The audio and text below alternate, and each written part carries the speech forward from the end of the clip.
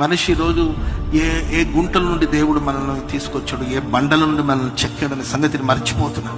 దేవుని సన్నిధిలో కనబడుతున్న మనం అందరూ ఖచ్చితంగా దేవుని ఎడల కృతజ్ఞతగా ఉండాలి. స్థితి మర్చిపోతున్నారు, పరిస్థితిని మర్చిపోతున్నారు.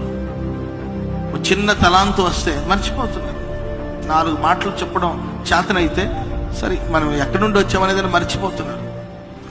కొంతమందికి కొంచెం వాళ్ళ స్థితి మారేసరికి మనం ఏ స్థితిలో నుండి వచ్చామో దాన్ని మర్చిపోతే ఎట్లా?